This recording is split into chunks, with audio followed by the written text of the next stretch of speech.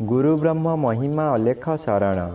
नमस्कार दर्शक वृंद, आपण मानंकु आजिर राशिफल कार्यक्रम मु एस कुमार स्वागत जनाऊँगी।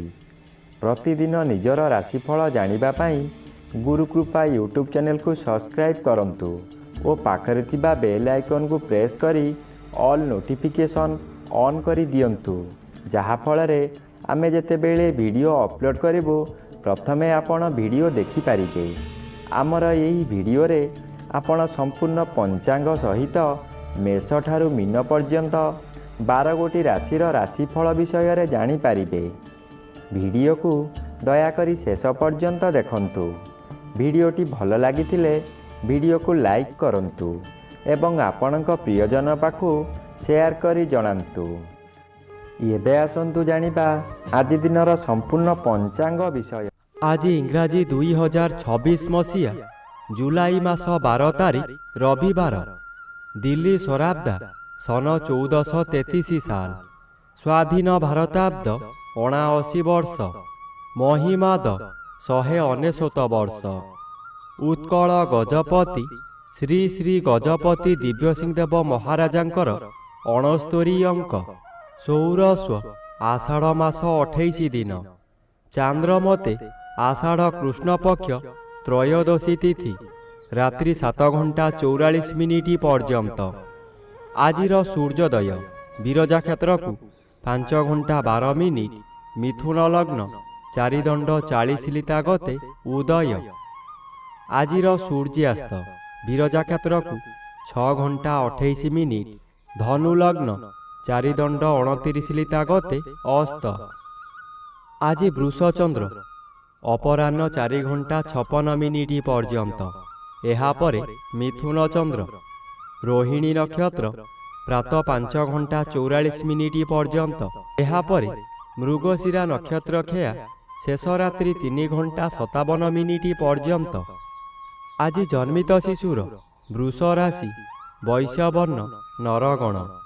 प्रातः 5 घंटा 44 मिनिट गते देवगण एवं अपराह्न 4 घंटा 56 मिनिट गते मिथुन राशि शूद्रवर्ण देवगण। आज मृत व्यक्तिर एक पाद पुष्कर दोष निषिद्ध खाद्य। आज बाईगण आमिष बिरी मसूर अदा निम्ब और दग्ध द्रव्य भोजन निषेध अटे। आजिर अमृत जोग दिबा 6 घंटा 54 मिनिट गते 9 घंटा 8 मिनिट मध्य। दिबा 11 घंटा 42 मिनिट गते 2 घंटा 6 मिनिट मध्य। अस्तरु रात्रि 8 घंटा 2 मिनिट मध्य एवं रात्रि 11 घंटा 14 मिनिट गते 1 घंटा 38 मिनिट मध्य। आजिर महेंद्र जोग अपराह्न 3 घंटा 42 मिनिट गते 4 घंटा 30 मिनिट मध्य। आजिर काल बेला एवं 12 बेला दिबा 10 घंटा 12 मिनिट गते 1 घंटा 28 मिनिट मध्य। आजिर काल रात्रि रात्रि 1 घंटा 12 मिनिट गते 2 घंटा 34 मिनिट मध्य। आजिर राहु काल अपराह्न 4 घंटा 30 मिनिट ठारू 6 घंटा मध्य। आज अपराह्न 4 घंटा 56 मिनिट मध्य बिछा राशिर घात चंद्र। एहापरे कन्या राशिर घात चंद्र। घात नक्षत्र नाही, घात तिथि नाही। मेष राशिर घात 12। प्रिय बंधुगण, एबे आसंतु जानिबा मेष ठारू मीन पर्यंत 12 गोटी राशिर राशिफल विषय रे।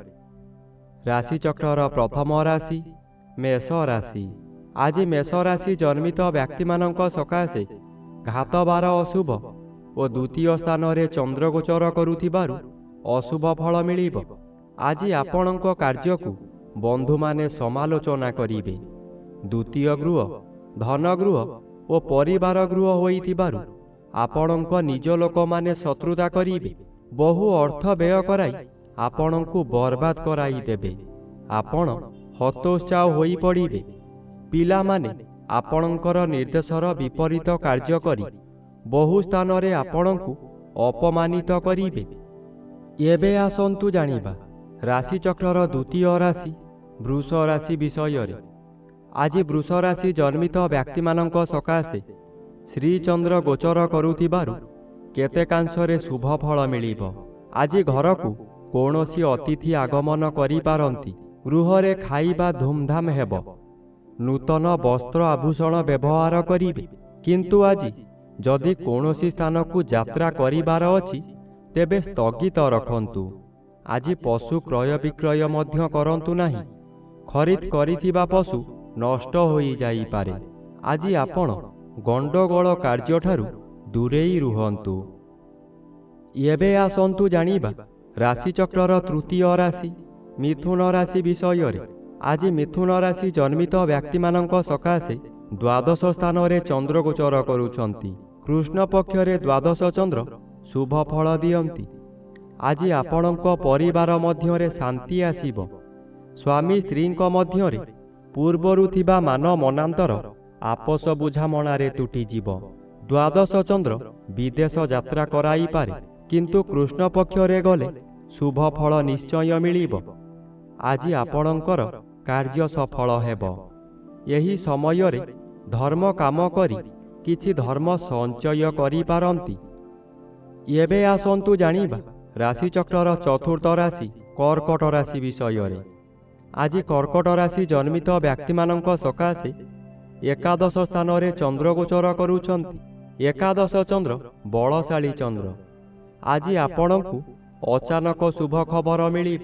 ବ୍ୟବସାୟୀମାନେ ଏହି ସମୟରେ ଆଶାଠାରୁ ଅଧିକ ଲାଭବାନ ହେବେ।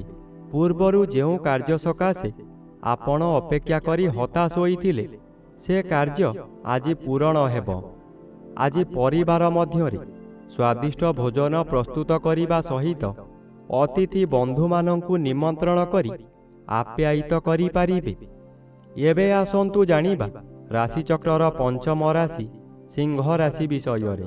ଆଜି ସିଂହ ରାଶି ଜନ୍ମିତ ବ୍ୟକ୍ତିମାନଙ୍କ ସକାଶେ ଦଶମ ସ୍ଥାନରେ ଚନ୍ଦ୍ର ଗୋଚର କରୁଛନ୍ତି। ଶୁଭ ଫଳ ମିଳିବ। ଦଶମ ସ୍ଥାନ କର୍ମସ୍ଥାନ ହୋଇଥିବାରୁ ଆପଣ ନିଜ କର୍ମରେ ତତ୍ପର ହେବେ।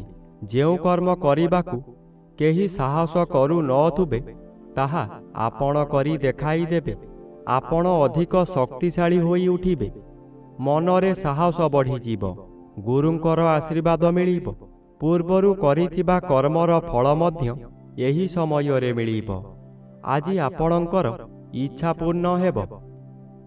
ଏବେ ଆସନ୍ତୁ ଜାଣିବା ରାଶିଚକ୍ରର ଷଷ୍ଠ ରାଶି କନ୍ୟା ରାଶି ବିଷୟରେ।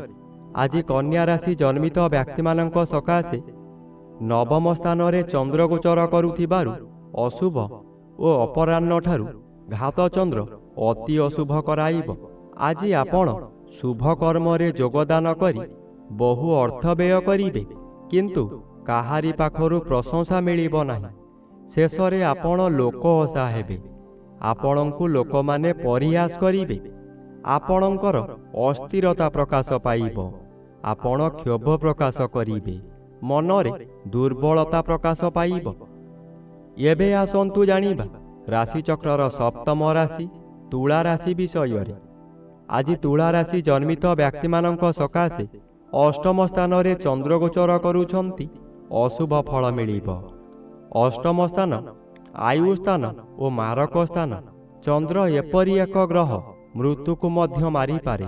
ଚନ୍ଦ୍ର ଅଷ୍ଟମରେ ଭ୍ରମଣ କରୁଥିବା ସମୟରେ ବହୁ ଦୁର୍ଘଟଣା ମଧ୍ୟ ଘଟାଇପାରେ, ତାହା ମାନସିକ ହେଉ କିମ୍ବା ଶାରୀରିକ। ଆଜି ନିଜକୁ ସତର୍କ ନ ରହିଲେ ନିଜ ଗୋଡ଼ରେ ନିଜେ କୁରାଢ଼ି ମାରିବା ସଦୃଶ ହେବ। ଏଣୁ ମନକୁ ଶାନ୍ତ ରଖନ୍ତୁ। ଆପଣଙ୍କର ବ୍ୟବହାର ଠିକ୍ ରଖନ୍ତୁ। ଏବେ ଆସନ୍ତୁ ଜାଣିବା ରାଶିଚକ୍ରର ଅଷ୍ଟମ ରାଶି ବିଛା ରାଶି ବିଷୟରେ। ଆଜି ବିଛା ରାଶି ଜନ୍ମିତ ବ୍ୟକ୍ତିମାନଙ୍କ ସକାଶେ ଘାତଚନ୍ଦ୍ର ଭୋଗ ହେଉଛି। ଘାତଚନ୍ଦ୍ର ସର୍ବଦା ଅଶୁଭ କରାଇବ। ଆଜି ଘରେ ବାହାରେ ପ୍ରତ୍ୟେକ ସ୍ଥାନରେ ଆପଣ ଅପଦସ୍ଥ ହେବେ। ଆପଣଙ୍କର ବହୁ ପରିମାଣର ବ୍ୟୟ ହେବ। ଶରୀର ଅସୁସ୍ଥ ରହିବ। ମଥା ବିଚଳିତ ହେବା କାରଣରୁ ରାସ୍ତା ଦୁର୍ଘଟଣା ମଧ୍ୟ ହୋଇପାରେ। ଆଜି ଆପଣ ନିଜ ମନକୁ ଶାନ୍ତ ନ କଲେ ନିଜକୁ ନିଜେ ଦଣ୍ଡ ଦେଇ ହଇରାଣ ଓ ଲୋକହସା ହୋଇପାରନ୍ତି। ଏବେ ଆସନ୍ତୁ ଜାଣିବା ରାଶିଚକ୍ରର ନବମ ରାଶି ଧନୁରାଶି ବିଷୟରେ। ଆଜି ଧନୁରାଶି ଜନ୍ମିତ ବ୍ୟକ୍ତିମାନଙ୍କ ସକାଶେ ଷଷ୍ଠ ସ୍ଥାନରେ ଚନ୍ଦ୍ର ଗୋଚର କରୁଛନ୍ତି। ଷଷ୍ଠ ଚନ୍ଦ୍ର ବଳବାନ ଚନ୍ଦ୍ର। ଆଜି ଆପଣଙ୍କ ପରିବାର ମଧ୍ୟରେ ଖାଲି ଆନନ୍ଦ ହିଁ ଆନନ୍ଦ ମିଳିବ। ଆଜି ଯେଉଁ କାମରେ ହାତ ଦେବେ ତହିଁରେ ସଫଳତା ନିଶ୍ଚୟ ପାଇବେ। ବ୍ୟବସାୟ କରୁଥିବା ବ୍ୟକ୍ତିମାନେ ବ୍ୟବସାୟରେ ଆଶାଠାରୁ ଅଧିକ ଲାଭବାନ ହେବେ। ପୂର୍ବରୁ ଆପଣ କରିଥିବା ଋଣ ଏହି ସମୟରେ ପରିଶୋଧ କରିପାରିବେ। ଆଜି ଆପଣଙ୍କ ପାଖରେ ଅର୍ଥର ଅଭାବ ରହିବ ନାହିଁ। ଏବେ ଆସନ୍ତୁ ଜାଣିବା ରାଶିଚକ୍ରର ଦଶମ ରାଶି ମକର ରାଶି ବିଷୟରେ। ଆଜି ମକର ରାଶି ଜନ୍ମିତ ବ୍ୟକ୍ତିମାନଙ୍କ ସକାଶେ ପଞ୍ଚମ ସ୍ଥାନରେ ଚନ୍ଦ୍ର ଗୋଚର କରୁଥିବାରୁ ଅଶୁଭ ଫଳ ମିଳିବ। ଆଜି ଆପଣଙ୍କର ମନ ଅସ୍ଥିର ରହିବ। କଥା କଥାକେ ଆପଣ ରାଗିଯିବେ। ଶରୀର ଅସୁସ୍ଥ ରହିବ। ଦୁଃଖ ଯନ୍ତ୍ରଣାରେ ଆପଣ ଜର୍ଜରିତ ହୋଇପଡ଼ିବେ। କରୁଥିବା କାର୍ଯ୍ୟରେ ବାଧା ଆସିବାରୁ ଆପଣ ହତାଶ ହୋଇପଡ଼ିବେ। ରାଗ ଶାନ୍ତ ନ କଲେ ବହୁ ଶତ୍ରୁ ସୃଷ୍ଟି ହେବେ। ପରିବାରରେ ପିଲାମାନେ ଅମାନିଆ ହୋଇଯିବେ। ଏବେ ଆସନ୍ତୁ ଜାଣିବା ରାଶିଚକ୍ରର ଏକାଦଶ ରାଶି କୁମ୍ଭ ରାଶି ବିଷୟରେ। ଆଜି କୁମ୍ଭ ରାଶି ଜନ୍ମିତ ବ୍ୟକ୍ତିମାନଙ୍କ ସକାଶେ ଚତୁର୍ଥ ସ୍ଥାନରେ ଚନ୍ଦ୍ର ଗୋଚର କରୁଛନ୍ତି। କୃଷ୍ଣପକ୍ଷ ଚତୁର୍ଥ ଚନ୍ଦ୍ର ଶୁଭ ଫଳ ମିଳିବ।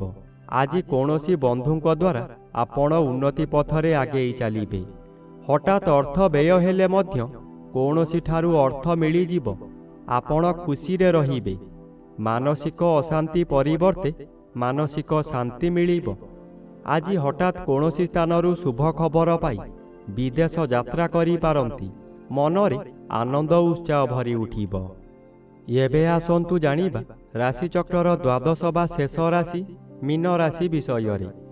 ଆଜି ମୀନ ରାଶି ଜନ୍ମିତ ବ୍ୟକ୍ତିମାନଙ୍କ ସକାଶେ ତୃତୀୟ ସ୍ଥାନରେ ଚନ୍ଦ୍ର ଗୋଚର କରୁଛନ୍ତି। ତୃତୀୟ ଚନ୍ଦ୍ର ବଳବାନ ଚନ୍ଦ୍ର। ଆଜି ଆପଣଙ୍କ ସ୍ୱାସ୍ଥ୍ୟରେ ଉନ୍ନତି ଘଟିବ। ପୂର୍ବରୁ ଥିବା ରୋଗମାନ ଅପସରି ଯିବ। ଶରୀରର ତେଜ ବୃଦ୍ଧି ହେବ। ଯେଉଁ କାର୍ଯ୍ୟ କରିବାକୁ ଚାହିଁବେ ତହିଁରେ ସଫଳତା ଲାଭ କରିବେ।